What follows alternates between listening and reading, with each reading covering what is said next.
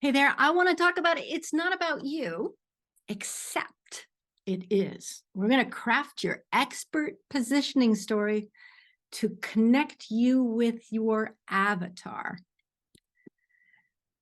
So back in the Stone Ages, we used to say that people do business with people they know, like, and trust. Now in this exciting, scary era of AI, I'd like to say that people want to do business with human beings. As marketers, and regardless of how else you define yourself, entrepreneur, service professional, business owner, coach, whatever you call yourself, if you're selling products and services, you're also a marketer.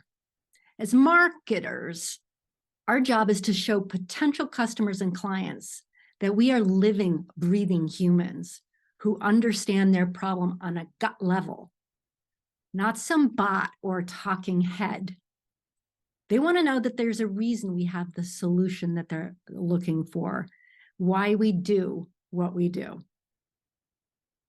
We can sum up our humanity, the sense that there's a relatable human being behind the curtain, with our stories.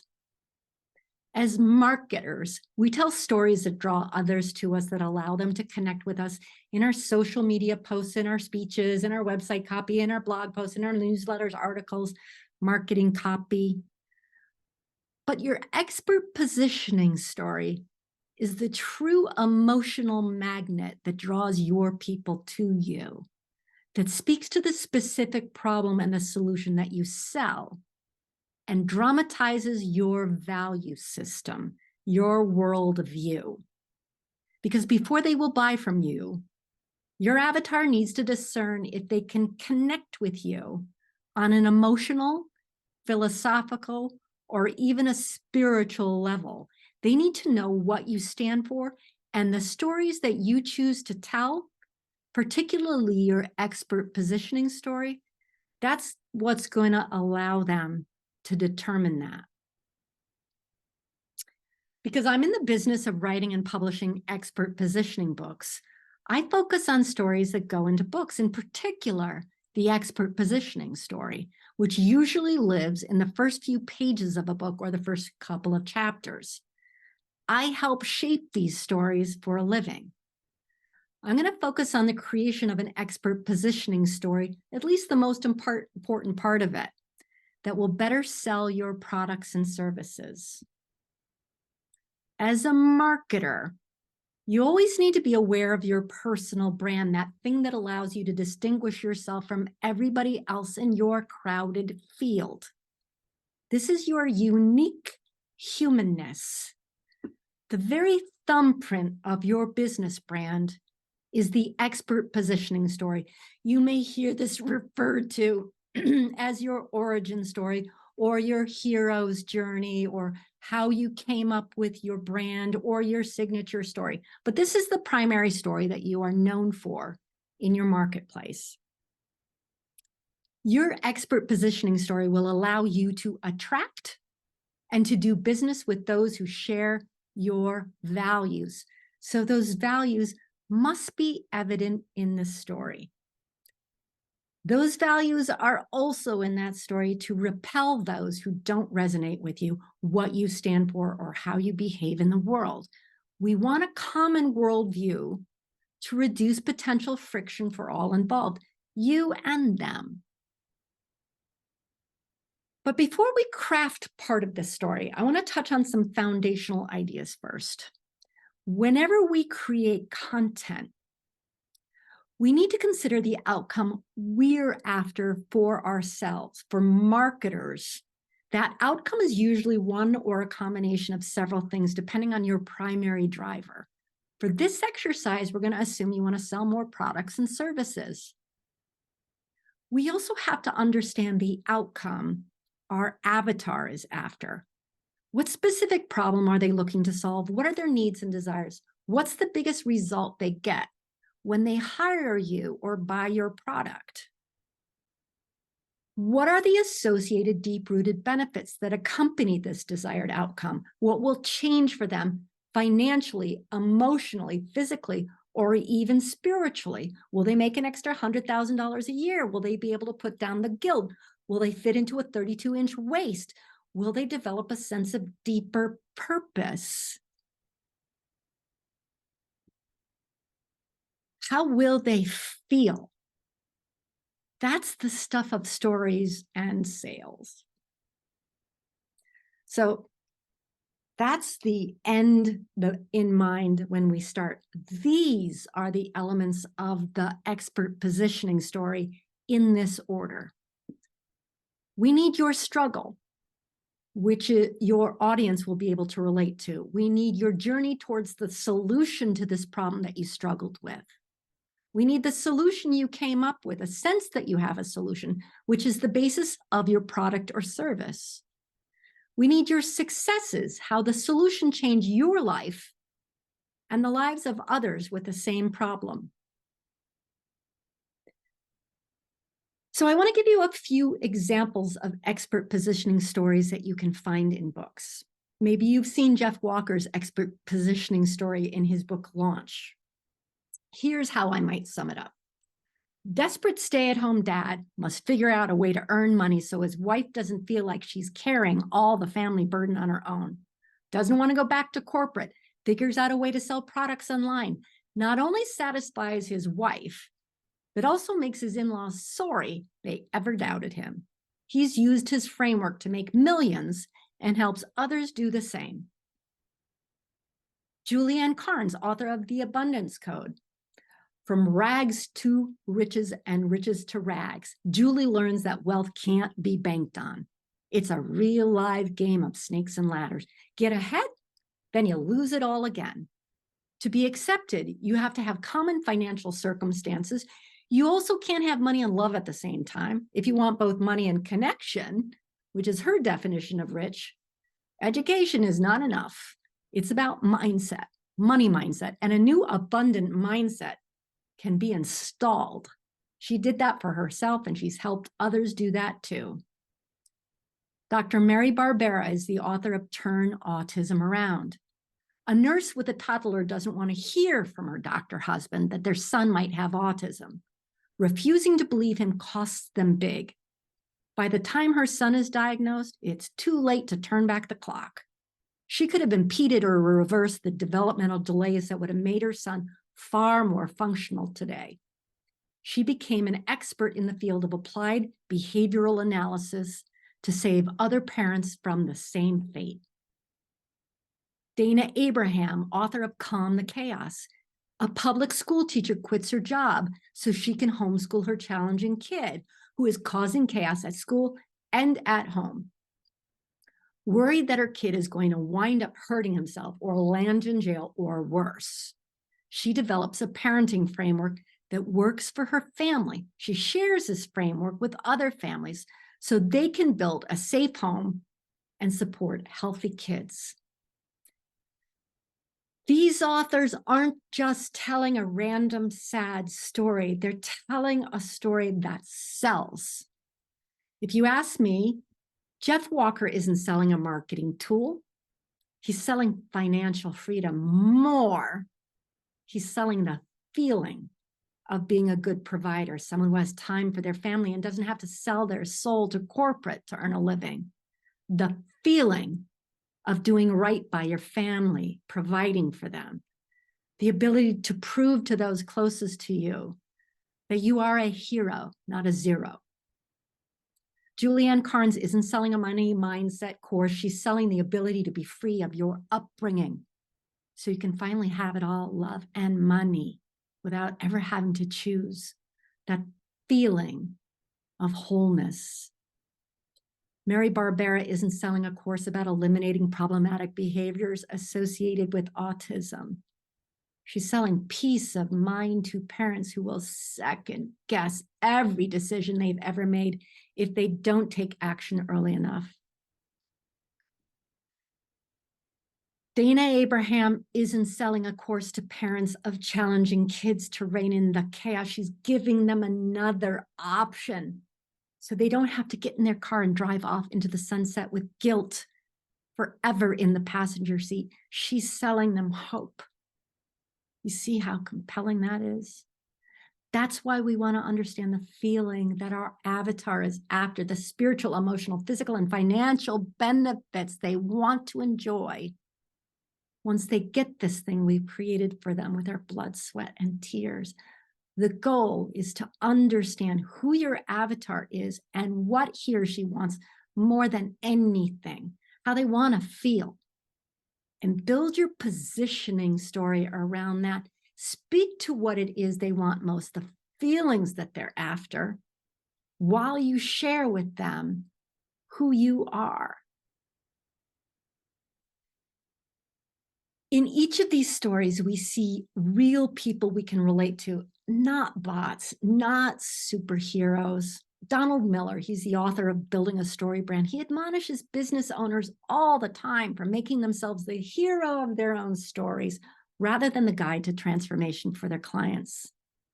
He insists we cut the bragging and the resume dropping and the showing our best face to look impenetrable and our 6 PhDs and all of that, and trying to show our best face so we look impenetrable and mechanized, or maybe even superhuman.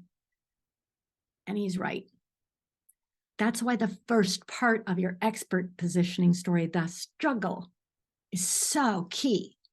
It's the key to relatability, and it's usually the trickiest bit to come up with.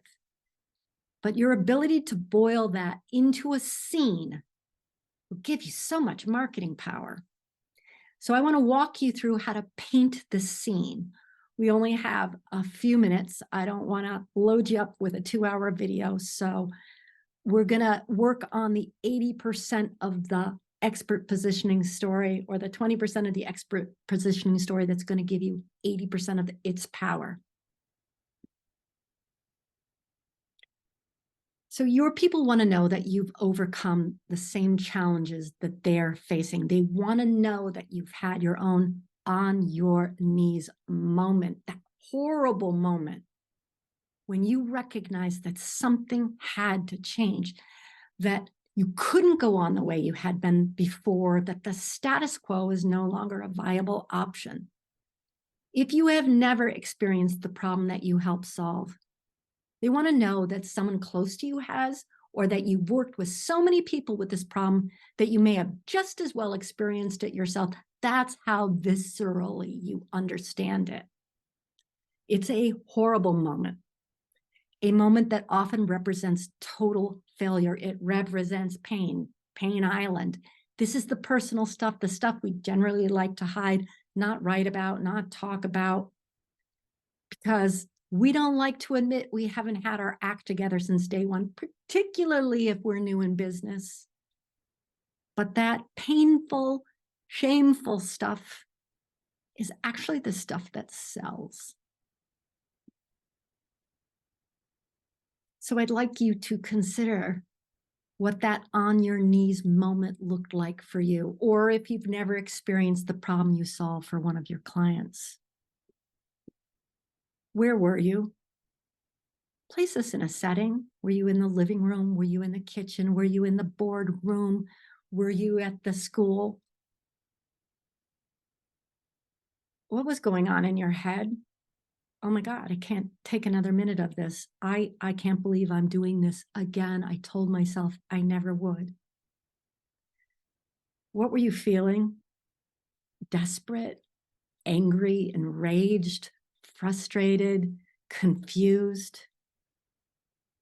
Who was with you? Because rarely in these moments of epiphany are we alone.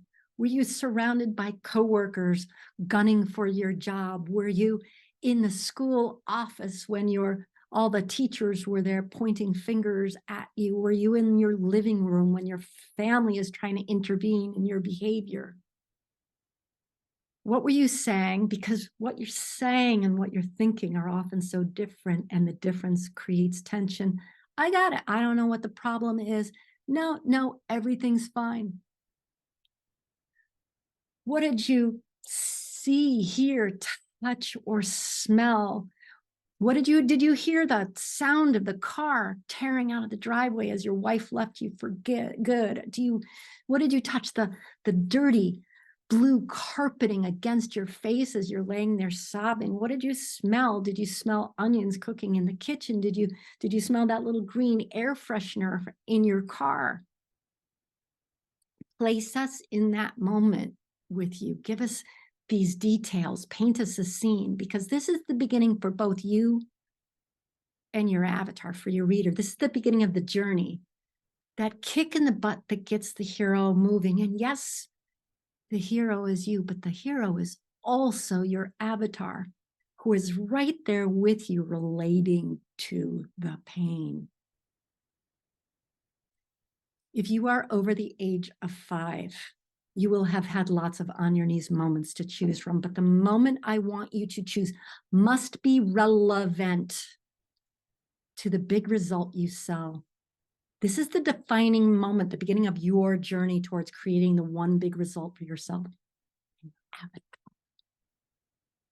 If you can't think of an individual moment, and a lot of people can't, if you came to the crossroads over time, then you're going to create a composite scene. You're going to take a bit from this scene and a bit from that scene and create a brand new scene. And this represents the feeling that you're after. This doesn't make your story any less true, because you're remaining faithful to that moment of despair. You're just making it easier for your reader to follow and to relate to your struggle.